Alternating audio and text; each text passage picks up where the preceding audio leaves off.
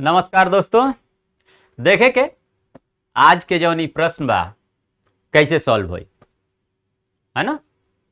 तो ई प्रश्न भी फैक्टोरियल से संबंधित बावे। चलो फैक्टोरियल के क्या मीनिंग है इसको एक बार समझ लेते हैं हम लोग।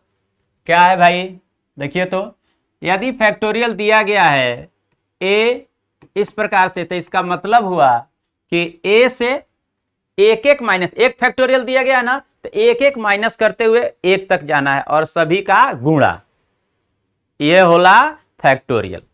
ठीक बा।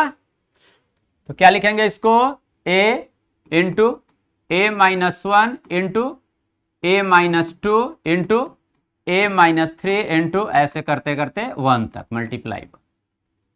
तो फैक्टोरियल 7 है, क्या लिखेंगे भाई, 7 into 6 into 5 into 4 into 3 into 2 into 1। ये तो क्रॉस मल्टीप्लाई आ जाएगा, मालूम ही है। तो ये यहाँ पे आ जाएगा और ये यहाँ। अब यहाँ पे क्या है, ये फैक्टोरियल 2। अगर इसी का रहता फैक्टोरियल ऐसे दो बार तो क्या लिखते, अब दो माइनस करना है। एक फैक्टोरियल तो एक माइनस और दो फैक्टोरियल तो दो माइनस। तो यहाँ पे लिखेंगे ए इंटू ए माइनस, अब 2 लिखेंगे मल्टीप्लाई ए माइनस 4 हो जाएगा, फिर 2 माइनस होगा तो 2 2 4, फिर मल्टीप्लाई ए माइनस 6 ऐसे, और ये भी कहां तक, 1 तक मल्टीप्लाई 1 तक।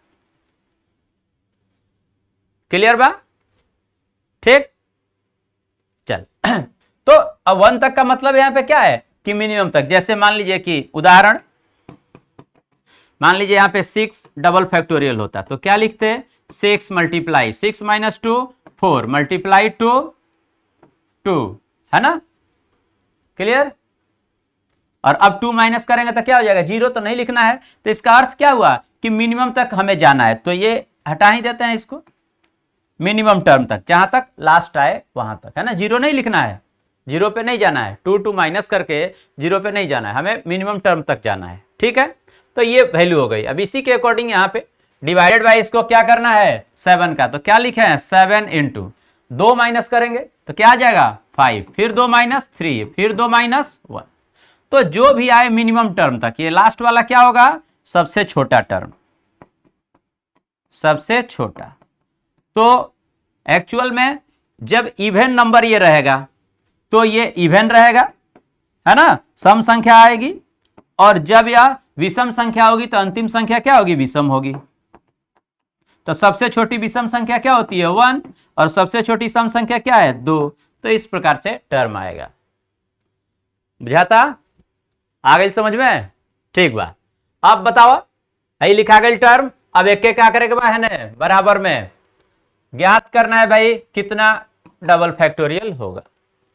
क्या किया जाए बताएं सब, डिवाइड कर दिया जा तो देखा तो 7 से 7, 5 से 5, 3 से 3, ऊपर में टर्म का रह गई 6 गुणा 4 गुणा 2 बराबर फैक्टोरियल डबल।